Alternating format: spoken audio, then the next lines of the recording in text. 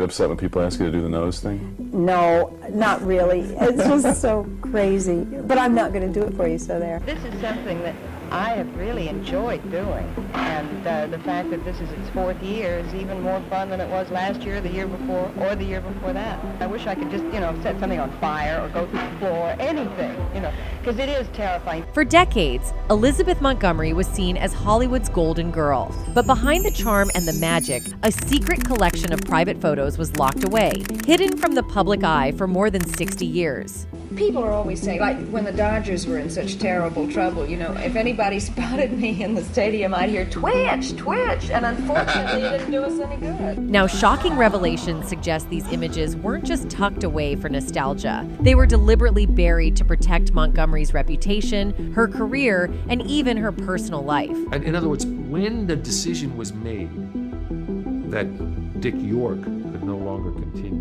Why were these photos hidden for so long? And who fought to keep them secret? The truth may completely rewrite everything you thought you knew about America's favorite TV enchantress. So let's get into it. Of the many fantasy sitcoms that populated the television landscape of the 1960s, there were few more beloved than Bewitched and its star, Elizabeth Montgomery. Elizabeth Victoria Montgomery, while it's not surprising she became a star given her showbiz heritage, no one could have predicted just how big an impact she would make. Like many other actors before and after her, it was a challenge to get attention. But when she did, the parts, whether on the big screen or the small, kept coming her way, continuing to do so even after Bewitched concluded its 8-season run in 1972.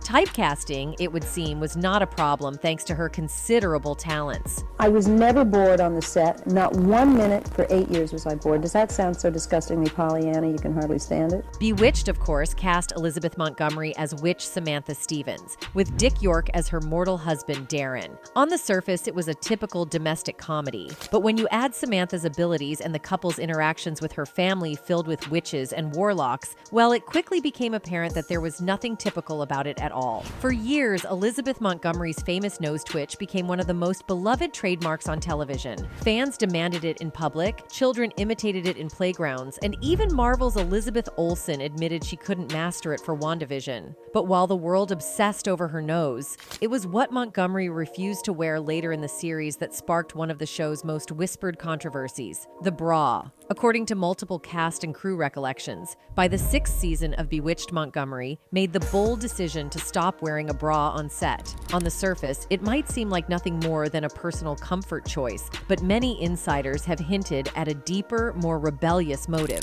This was the late 1960s, a time when the women's liberation movement was challenging cultural norms, and Montgomery, already a liberal activist in her private life, may have been quietly aligning herself with that spirit of defiance. For her, ditching the bra wasn't just wardrobe, it was protest, a statement, a way of saying she would no longer be boxed in by ABC's sanitized version of the suburban housewife. If I'm tired, if I've had 1 glass of wine, or if I'm inclined to get the giggles, there is no way to do it. Now, you can figure out which one is my excuse now. Of course, the network executives and crew noticed. One incident, often retold in Hollywood gossip circles, happened during the filming of the episode Samantha and the Loch Ness Monster. Montgomery accidentally flicked ash from a cigarette onto her blouse, setting it smoldering. In a panic, and without the safety net of undergarments, she furiously patted the fire out in front of a stunned crew. That moment made it abundantly clear to everyone on set. Montgomery wasn't wearing a bra, and she didn't care who knew it. The decision wasn't without consequences. Some in the studio allegedly viewed it as an act of quiet rebellion against both her role and her marriage to producer Bill Asher. By then, cracks were already forming in their relationship, worsened by rumors of affairs on both sides. To critics, Montgomery's refusal to wear a bra symbolized her growing rejection of the perfect TV wife image Asher wanted her to embody. To supporters, it was simply Elizabeth being Elizabeth, witty, bold, and unwilling to let anyone dictate how she should look or live. So I kind of caught up with a lot of the stuff that he did after I grew up, which in a way was kind of fun. And perhaps that's why this wardrobe controversy has never truly faded. Unlike her nose twitch, which was celebrated in public and even immortalized in cartoons, her no-bra choice was quietly gossiped about in whispers, only surfacing years later in tell-all books and insider accounts. Some say she did it to assert her independence. Others claim it was a playful act of rebellion in an industry that constantly sought to control her. Whatever the truth, it added another layer to her complex image. A woman adored as America's favorite witch, but secretly fighting her own battles for autonomy, respect, and authenticity. Because in Hollywood, the smallest acts, like refusing a costume piece, can sometimes make the loudest statements. Hollywood has always had a reputation for being a boys' club, but even by the standards of the 1960s, what happened on the set of Bewitched shocked cast and crew who witnessed it. Elizabeth Montgomery, already balancing the pressure of being America's favorite witch and the real-life wife of the show's producer, Bill Asher, had to deal with a humiliating moment that would haunt her for years. According to insider accounts, during a particularly tense day of filming, Montgomery grew frustrated with her lines. Whether it was exhaustion, the weight of carrying a hit series on her back, or the constant gossip about her personal life, she made a mistake during a scene. Instead of offering support or direction, a director lashed out at her with words that silenced the entire set. He told me, he said, if that's what you want to do, you're going to really want to have to do it, because there's no room out there for some gutless wonder wandering around. For Montgomery, who prided herself on her professionalism and work ethic, the remark was more than just insulting. It was demeaning, dismissive, and designed to put her back in her place. Crew members later whispered that the line blurred the boundaries between playful banter and outright misogyny, leaving Montgomery visibly shaken. One insider even claimed she avoided eye contact with the director for days after, choosing instead to channel her emotions into Samantha's sharp wit and icy glares on screen. What makes this moment even more controversial is that it wasn't an isolated incident. The entertainment world of the 1960s was notorious for its casual Essexism, and Montgomery, despite being the star, wasn't spared. She often had to smile through crude jokes, dismissive remarks, and an environment that constantly reduced her value to her looks. That particular insult, however, stuck because it wasn't just an offhand comment. It reflected the darker reality of her career. Elizabeth may have been the face of one of television's most beloved shows, but to many in power, she was still just another woman to be controlled. Well, if you're worth it, I'm worth it too. And then there's the question of Bill Asher. As her husband and the producer, Asher's silence during these incidents raised eyebrows. Did he step in to defend her? Accounts differ. Some say he brushed it off, prioritizing the smooth running of the set over his wife's dignity. Others believe the tension between them at that point, rumors of his affairs were swirling, made him unwilling to intervene. Whatever the truth, Elizabeth was left to fight these battles alone. The fallout was subtle but telling. Montgomery grew colder towards certain crew members, refused to tolerate jokes at her expense, and started exerting more control over how Samantha was portrayed. Friends later suggested that this humiliating moment pushed her further into activism off-screen, where she championed causes related to women's rights and equality. It was as though the sting of that director's remark lit a fire in her, fueling her determination never to be reduced to a punchline again. Hollywood's dirty little secret is that many of its golden era stars were treated the same way, dismissed, belittled, and quietly disrespected, no matter how beloved they were by audiences. But Elizabeth Montgomery's story stands out because she wasn't just a sitcom darling. She was a woman trying to navigate an industry stacked against her, while her every move was scrutinized by fans, producers, and even her own husband. When you watched her on Bewitched as Samantha, that's really who she was. She was that down to earth. She made witches likable and believable. The line, "You're a bitch, but you're pretty," may sound like a throwaway insult, but in reality, it captured the ugly truth of how Montgomery was seen behind the scenes. Talented, yes, but ultimately judged by her looks, her attitude, and her ability to endure humiliation without breaking character. And if these resurfaced private photos have taught us anything, it's that Montgomery was far more complex than the smiling witch who twitched her nose. She was fierce, vulnerable, rebellious, and, at times, painfully human, caught in a world that didn't always respect the woman behind the magic. When Elizabeth Montgomery finally walked away from Bewitched in 1972, fans thought she might retreat quietly into safe, wholesome roles that matched her America's sweetheart heart reputation. After all, Samantha Stevens, the nose-twitching witch, was adored by millions, and for nearly a decade, Montgomery was the smiling, polished face of primetime television. But Hollywood insiders knew better. Elizabeth was tired of the cookie-cutter image. She wanted to shatter it, and she did, in ways that shocked audiences and rattled the TV industry. Her most infamous move came in 1974 with A Case of R, a made-for-TV movie that dared to do what almost no one on network television had attempted: confront the brutal reality of assault head-on. The film's subject matter was raw, graphic for its time, and deeply uncomfortable, and Elizabeth Montgomery was right at the center of it. Fans who tuned in expecting to see the charming witch from Bewitched were blindsided. Instead of twitching her nose, she was playing a young wife violently attacked and then forced to relive the trauma in a cold, unsympathetic courtroom. Well, I'm at Highland Point. I called her again, but there was no answer. The backlash was immediate. Some critics called it too much, too soon, accusing Montgomery of exploiting shock value to reinvent herself. Conservative viewers wrote angry letters, claiming they could never look at Samantha the same way again. For an actress once packaged as the safe, wholesome girl next door, this was seen by many as nothing short of betrayal. But to others, especially women who had lived through similar horrors, Montgomery's performance was a revelation. She was no longer just a sitcom star. She had become a symbol of courage, daring to portray realities the entertainment industry preferred to sweep under the rug. And she didn't stop there. In the years that followed, Montgomery deliberately gravitated toward roles that embraced darkness and violence. She played battered women, murder suspects, and victims of domestic abuse, roles so far removed from Samantha Stevens that some wondered if Montgomery was intentionally trying to burn her old image to the ground. One TV critic even wrote, "It's as if Elizabeth Montgomery has declared war on the American housewife." But beneath the controversy was a deeper tension. Montgomery was taking control of her career in an industry that rarely allowed women to do so. By rejecting fluffy sitcom parts and embracing controversial subject matter, she was pushing back against the Hollywood machine that had reduced her to a twitch of the nose and a pretty smile. Yet the risk was enormous. For every fan who admired her bravery, there were others who accused her of being too S-ual, too political, or simply unlikable. And he said it is one of the most horrifyingly ego-blasting, destructive, awful businesses that you could possibly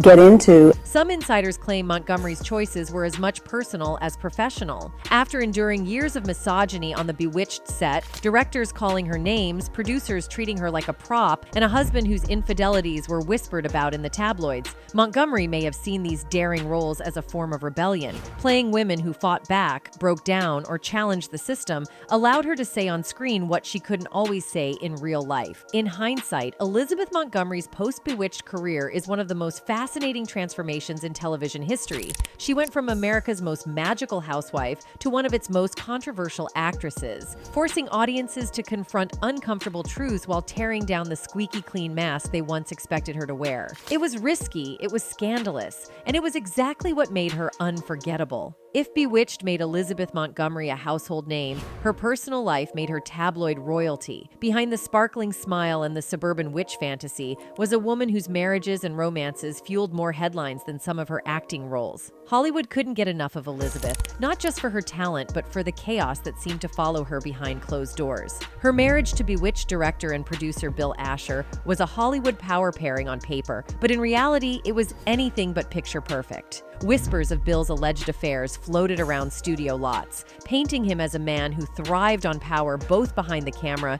and in his personal life. Elizabeth, meanwhile, was no saint in the public eye either. Insiders claim that during the later seasons of Bewitched, she grew close, too close, to producer Richard Michaels. That relationship, rumored to be romantic, was said to have created deep fractures both at home and at work. Crew members reportedly took sides, with some blaming Asher for neglecting his wife, while others saw Elizabeth's alleged involvement with Michaels as the ultimate betrayal. Actually, the night before they filmed the pilot, they still didn't have a way on how Samantha was going to manifest her magic. The fallout was explosive. The Montgomery-Asher marriage dissolved in 1973, and the professional dynamic on Bewitched was left in tatters. For fans, it was shocking. The actress who played the loyal, loving Samantha Stevens was suddenly the center of a very real soap opera, with love triangles, betrayals, and whispers of scandal at every turn. But Hollywood, and especially the media of the 1960s and 70s, was merciless when it came to women's choices. choices. Bill Asher's rumored indiscretions were largely brushed aside, treated as just another example of men being men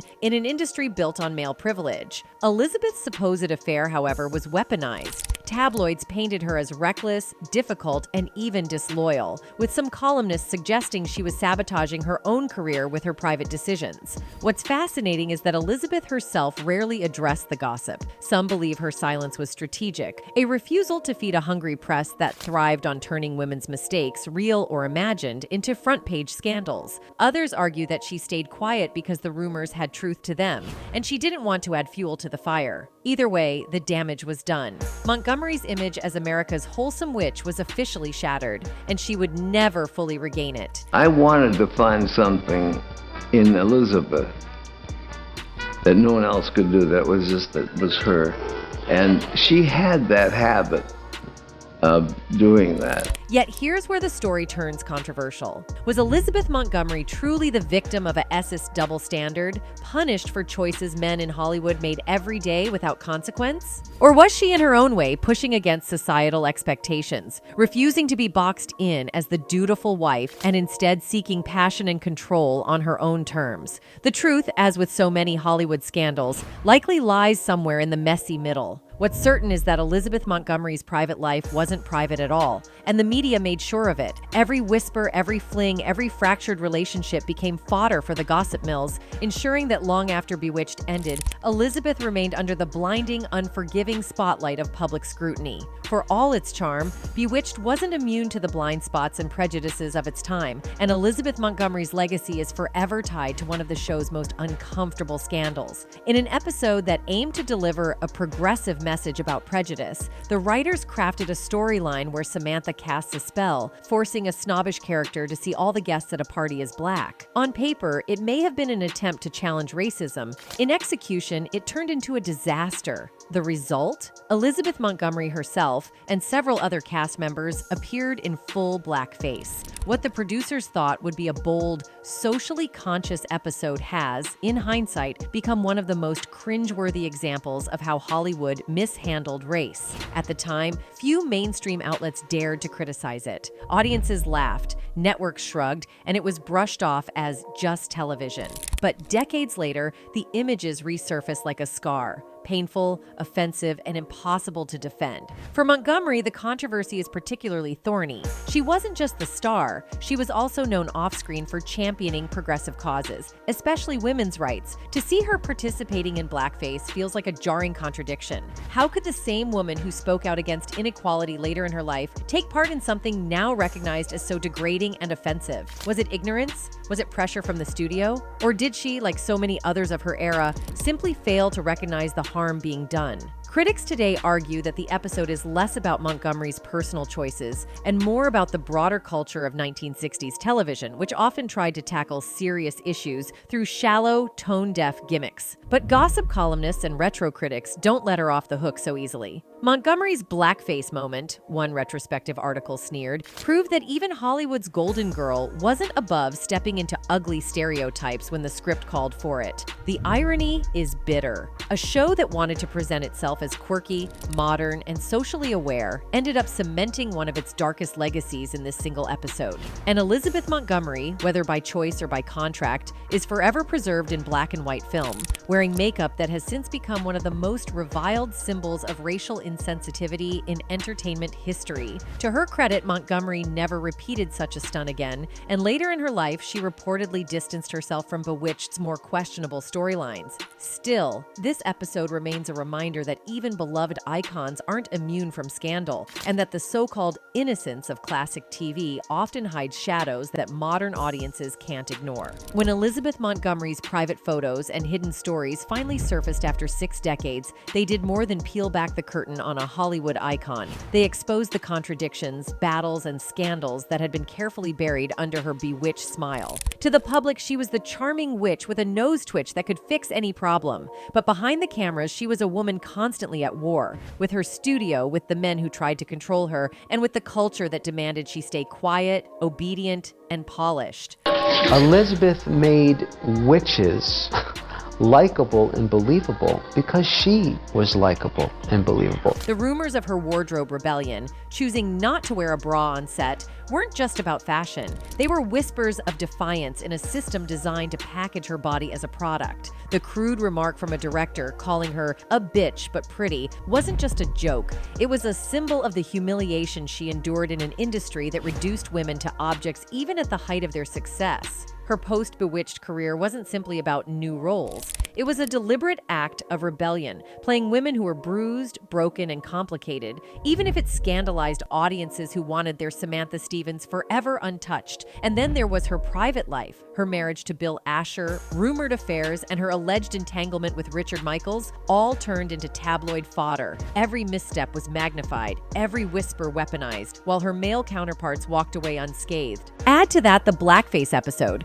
a misguided attempt at social commentary that now sits as one of television's most embarrassing relics. And Montgomery's once pristine image becomes far murkier. What these revelations prove is that Elizabeth Montgomery wasn't the perfect housewife, nor the flawless witch audiences believed in. She was rebellious, she was flawed, she was scandalous, and most importantly, she was human. The real Elizabeth Montgomery was a woman caught between eras, too bold for the 1960s, too complicated for the image Hollywood forced on her, and too real for the fantasy audiences desperately wanted her to maintain. Perhaps the greatest illusion of all wasn't Samantha's magical twitch, but Hollywood's ability to hide the truth for so long. Now that the veil has been lifted, one thing is clear. Elizabeth Montgomery's legacy is not just one of sitcom charm, but of controversy, rebellion, and a fight to control her own narrative in a world that never wanted her to. Elizabeth had a quality, like every little kid wanted Elizabeth for his mommy,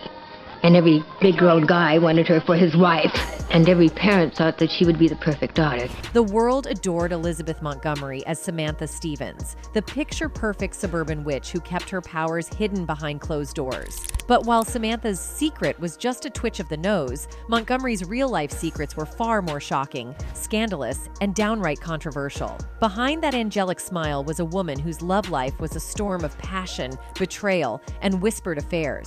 Hollywood packaged her as the sweet, all-American girl next door, but insiders knew a different Montgomery, the one who burned through marriages, seduced co-stars, and allegedly lived a double life that clashed with her wholesome TV image. She walked down the aisle 4 times, but each marriage seemed to unravel under the same shadows: infidelity, jealousy, and the constant buzz of scandal. Her union with director Bill Asher, the man who created Bewitched, looked like a storybook match, yet Hollywood insiders whispered it was anything but. Montgomery was rumored to have grown restless, bored with domestic life, and sought excitement elsewhere. Asher, for his part, wasn't innocent either. Reports claim both partners strayed, creating a behind-the-scenes soap opera that rivaled anything happening on screen. Habit of doing that. And they're getting ready for bed, and Bill Asher turns to Elizabeth and says, "Honey, what's that thing you do, you know, when you get a little nervous, a little aggravated?" And she didn't know what I meant.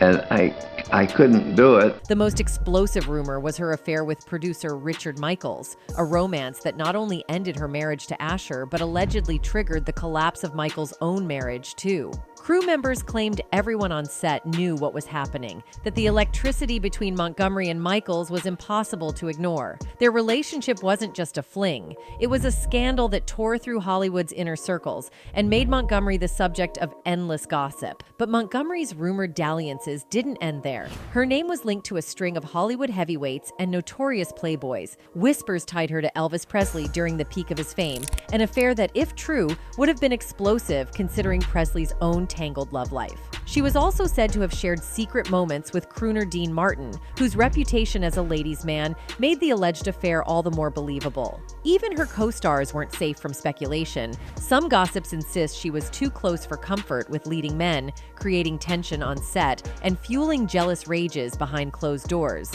One particularly juicy rumor suggested that her flirtations even extended to married actors, leaving behind broken friendships and furious wives who labeled her a homewrecker. When Elizabeth Montgomery Montgomery starred in her first Hollywood film, The Court Martial of Billy Mitchell, opposite heartthrob Gary Cooper, it turned into a disaster for her personal life. After all, despite the fact she was still married to Kaman, Cooper was her kryptonite, a dashing older man. Before long, Montgomery and Cooper were reportedly hot and heavy with each other, and were so flagrant about it that a crew member once caught them in Cooper's dressing room, red-handed. But these carefree romps had massive consequences. After countless appearances on TV and an Emmy Award, Montgomery was in the mood for a little love-in. In 1956, she appeared in Warner Bros. Presents and promptly fell in love with the show's host. Was this another ill-advised choice? We'll let you be the judge. Her beau of the moment was Academy Award winner Gig Young, who was a whopping 26 years older than Montgomery. This was, however, not just a passing fling. The two became husband and wife the same year. People think Montgomery was through with trying to please Dad because this new husband made him furious. He also struggled with marital problems. One wife died. 3 marriages ended in divorce. Not only was he a much older man, but he was also in show business. And what was Young's third strike? He had a worrisome drinking problem. Sadly, Young began to seriously mistreat Montgomery, and even sadder, she spent her time trying to save him from himself. He was very insecure about a lot of things. Consequently, he overdid everything. He overdrank, he overplayed, he overdid all of that. She failed miserably, and the two divorced in 1963. But as we'll see, Montgomery averted a blood disaster by leaving Young in the dust. While working on 1963 neo-noir thriller Johnny Cool, Montgomery solidified her reputation as an actress who met her boyfriends at work. In the film, she played a socialite who falls for a gang member. As it turned out, Montgomery also fell for someone else, the director. So, had she learned her lesson about dating older men? Not a chance. William Asher was more than a decade older than her. Not only was her new beau older, Montgomery wasn't safe with Asher. In fact, her very life was in danger. While working on Johnny Cool, Montgomery had the prestige of being the director's girlfriend. It didn't, however, keep her safe from harm. During filming, Montgomery's hand got crushed in a car door, and she also sustained severe bruises while jumping aboard a boat. In fact, the Los Angeles Times even gave her a nickname, the most bruised actress in pictures. However, besides the physical accidents, this film also bruised her emotionally. Montgomery's body went through the ringer while filming Johnny Cool, but this wasn't the only thing out to get her. You see, the script called for Montgomery's character to suffer a physical attack from one of the male characters. Montgomery was strong, but filming the scene was both emotionally and physically difficult for her. She persevered, but despite all her troubles, her director boyfriend swooped in and did something heartless. He mercilessly cut the entire scene from the movie. Montgomery, however, didn't give up on working with Asher. Johnny Cool was pretty much meh with the critics, but this didn't stop Montgomery. She married Asher in 1963 anyway. The two had a plan to sell themselves as a show business duo and quickly stumbled upon a comedic series that caught their eye. The story was about a modern-day witch and her hilarious relationship with her very mortal husband. Of course, this was Bewitched, and it was about to be one serious game changer for Montgomery. However, though it sounded like the perfect project, it certainly got off to a grisly start. Montgomery had a husband she loved and was about to embark on a new show that had hit written all over it. She eagerly looked forward to the first day of rehearsal, November 22, 1963. If that date rings a bell, it's for a tragic reason. It was the day a shot rang out in Dallas, ending President Kennedy's life. It was a personal hit to Asher, who was on a first-name basis with President Kennedy. Bewitched was off to an ominous start, and the troubles were just beginning. Montgomery was now in her dream role, playing the lovable Samantha Stevens on Bewitched. The dream, however, was about to become a nightmare. You see, Montgomery and her husband, the director, had done something to sabotage the making of Bewitched. They'd gotten pregnant. They were still filming season 1, and Montgomery was very clearly showing her baby bump. Nothing short of a miracle could save the filming of Bewitched. Montgomery was likely anticipating the arrival of her first child, but the producers on Bewitched were pulling their hair out, trying to figure out what to do.